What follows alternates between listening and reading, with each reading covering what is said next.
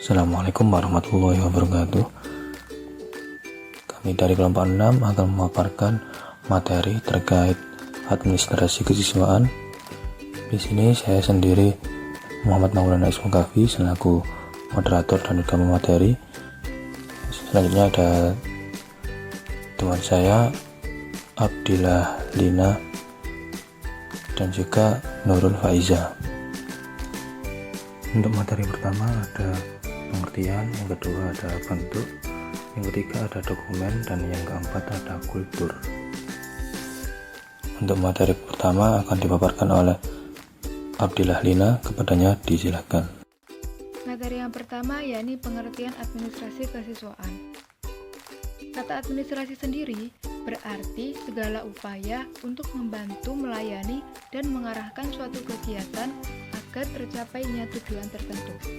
Sedangkan pengertian siswa adalah anggota masyarakat yang berusaha mengembangkan potensi dirinya melalui proses pembelajaran yang tersedia pada jalur, jenjang, dan jenis pendidikan tertentu. Jadi, pengertian administrasi kesiswaan adalah suatu kegiatan dan upaya yang mencakup pengaturan tentang administrasi yang berkaitan dengan siswa untuk mengembangkan potensi siswa. Manja dan Sutisna berpendapat bahwa administrasi kesiswaan adalah proses pengurusan segala hal yang berkaitan dengan siswa.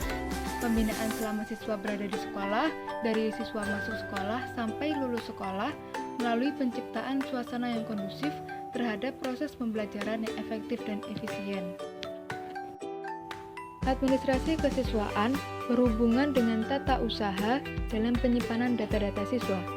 Administrasi kesiswaan ini bertujuan untuk mengatur segala kegiatan peserta didik selama berada di sekolah agar proses pembelajaran dapat berjalan secara efektif. Administrasi kesiswaan dikelompokkan menjadi 3 bidang, yakni pupil inventory, pupil accounting, dan juga pupil personal service. Pupil inventory adalah gambaran data siswa yang akan memasuki suatu lembaga pendidikan atau sekolah. Data ini digunakan untuk menyusun perencanaan yang menyangkut fasilitas sarana prasarana, tenaga pengajar, dan juga untuk rencana keuangan yang diperlukan oleh sekolah. Yang kedua, pupil accounting. Pupil accounting adalah penyusunan keterangan tentang tingkah laku siswa selama di sekolah. Keterangan ini meliputi masalah-masalah siswa, seperti siswa yang tidak masuk sekolah, siswa yang sering terlambat, dan lain sebagainya. Pupil accounting ini lebih banyak berhubungan dengan absensi siswa. Yang ketiga, pupil personal service. Pupil personal service adalah segala layanan dan usaha yang dilakukan oleh sekolah untuk kemajuan siswa. Layanan dan usaha ini berupa bimbingan dan konseling terhadap siswa yang membutuhkan. Bimbingan ini berupa bantuan untuk mengetahui bakat dan minat kemampuan siswa dalam memecahkan masalahnya dan juga untuk mengetahui langkah-langkah belajar dan pengaplikasiannya dalam kehidupannya. Disampaikan terima kasih. Untuk materi selanjutnya akan dipaparkan oleh Nurul Faiza, kepadanya disilahkan. Bentuk-bentuk kegiatan administrasi kesiswaan dibagi menjadi 9. Yang pertama ada kegiatan penerimaan peserta didik baru. Dalam kegiatan ini, lembaga pendidikan biasanya membentuk kepanitiaan untuk mengelola penerimaan peserta didik baru. Pada tahap penerimaan, perlu diperhatikan beberapa hal berikut, seperti jumlah peserta didik yang akan diterima, tanggal dimulai dan diakhirinya pendaftaran, syarat-syarat pendaftaran, formulir pendaftaran, tempat pendaftaran, kemudian yang terakhir ada penyusunan laporan kepada kepala sekolah dan kepala kantor Departemen Pendidikan dan Kebudayaan di kabupaten atau kota. Kemudian yang kedua, ada kebijakan penerimaan peserta didik baru. Setiap sekolah ataupun lembaga pendidikan pasti memiliki kebijakan masing-masing untuk penerimaan peserta didik baru. Kebijakan ini memuat aturan tentang jumlah peserta didik yang dapat diterima di lembaga pendidikan tersebut. Jumlah peserta didik disesuaikan dengan kondisi masing-masing lembaga pendidikan.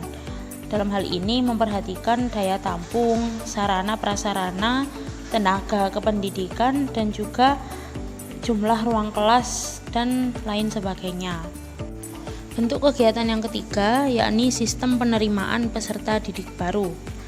Dalam kegiatan ini biasanya menggunakan dua macam sistem, yaitu sistem promosi dan sistem seleksi. Kemudian sistem promosi ini langsung menerima peserta yang mendaftar di lembaga pendidikan tersebut. Sedangkan untuk sistem seleksi umumnya menggunakan 3 macam cara. Yang pertama, tes jasmani, tes kesehatan, dan tes akademik itu biasanya terdapat pada ujian masuk. Kemudian ada seleksi nilai UN atau ujian nasional, dan juga yang ketiga ada seleksi penelusuran minat dan bakat atau PMDK. Kemudian kegiatan yang keempat yakni kriteria penerimaan peserta didik baru. Nah, dalam hal ini lembaga pendidikan atau sekolah mengatur 3 macam kriteria peserta didik untuk ditentukan apakah peserta didik tersebut diterima atau tidak. Kriterianya adalah kriteria acuan patokan atau standar criterion reference. Kemudian yang kedua ada kriteria acuan norma atau norm criterion reference. Dan yang ketiga ada kriteria berdasarkan daya tampung sekolah. Kegiatan administrasi kesiswaan selanjutnya adalah pengaturan kegiatan orientasi peserta didik baru. Kegiatan orientasi sangat penting dilakukan karena dalam kegiatan orientasi ini mempunyai pengaruh yang besar terhadap kelancaran dan kemudahan peserta didik dalam proses belajar mengajar di sekolah. Karena peserta didik perlu mengenali lingkungannya dan juga lingkungan sekolah untuk memudahkan dalam beradaptasi di sekolah. Yang keenam yakni pengaturan kehadiran peserta didik. Pengaturan ini diadakan untuk mengendalikan kehadiran siswa dalam mengikuti pelajaran, biasanya menggunakan sistem presensi pada setiap siswa. Presensi bisa dilakukan saat memulai pelajaran atau jam terakhir pelajaran. Namun, meskipun sistem presensi dilakukan dengan ketat, tidak menutup kemungkinan bahwa siswa tetap bisa tidak hadir dan tidak mengikuti pelajaran, entah dikarenakan adanya alasan dari internal, bisa berupa kemalasan atau mungkin sebab yang lainnya, dan juga bisa juga dari alasan eksternal. Selanjutnya, bentuk kegiatan administrasi nomor 7 yakni pengaturan kegiatan kokurikuler dan ekstrakurikuler.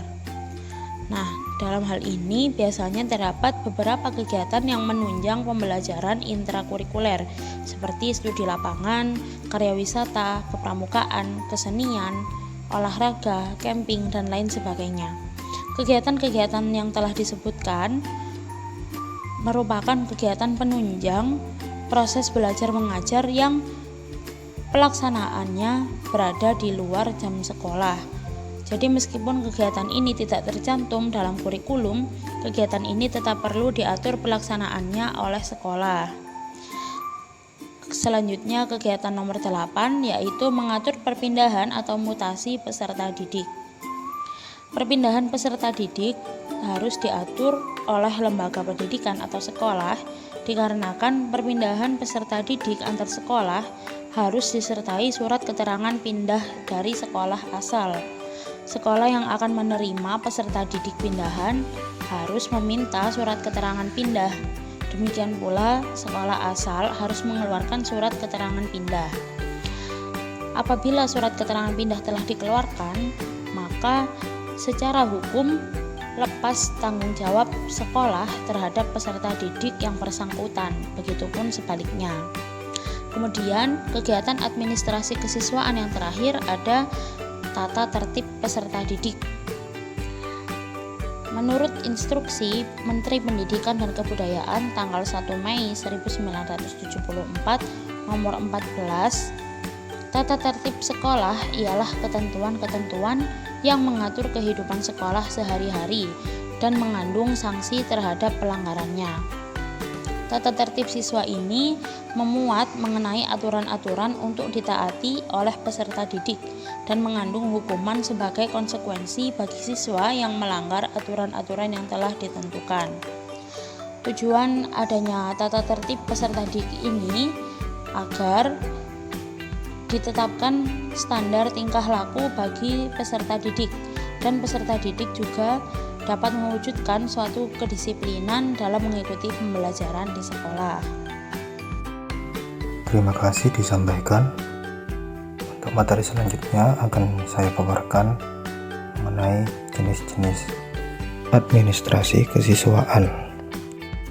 Di antaranya yakni buku induk, buku klaper, daftar presensi, daftar mutasi, buku leger, buku rapor, daftar calon dan peserta UN, pendaftaran masuk SMP atau MTS, SMA atau MA, bank data siswa, daftar rekapitulasi kenaikan kelas dan kelulusan, kegiatan pengembangan diri, struktur dan jadwal penggunaan laboratorium, AD atau ART OSIS. Selanjutnya, adapun formulir pendaftaran siswa baru sebagai berikut. Selanjutnya, adapun buku induk siswa yang ditampilkan sebagai berikut. Selanjutnya, adapun tampilan buku kleper sebagai berikut. Kemudian ada papan presensi dan daftar presensi siswa yang ditampilkan sebagai berikut. Kemudian ada surat keterangan pindah sekolah dan mutasi yang ditampilkan sebagai berikut. Sekian presentasi dari kelompok kami. Terima kasih. Wassalamualaikum warahmatullahi wabarakatuh.